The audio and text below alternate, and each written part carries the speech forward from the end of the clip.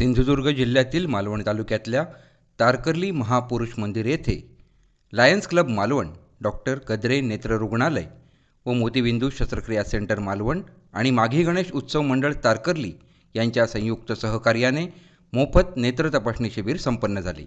या शिबिरात बहुसंख्य नागरिकांनी नेत्र तपासणीचा लाभ घेतला। शिबिरादरम्यान 10 गरीब तसंच गरजू रुग्णांना मोफत चष्म्याचे वाटप करण्यात आले। PMJF महेश अंधारी व लायन गणेश प्रभुलेकर यांच्या योगदानातून चष्मा वाटप करण्यात आले।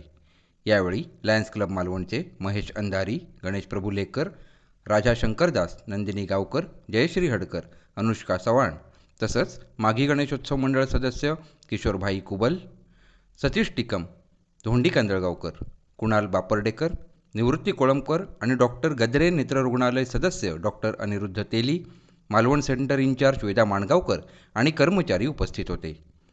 लायन्स क्लब मालवणच्या अनुष्का चव्हाण यांनी या शिबिराच्या यशस्वीतेबद्दल माहिती दिली आणि सर्व सहकारी घटक तसंच योगदान दिलेल्या सर्वांविषयी कृतज्ञता व्यक्त केली आहे।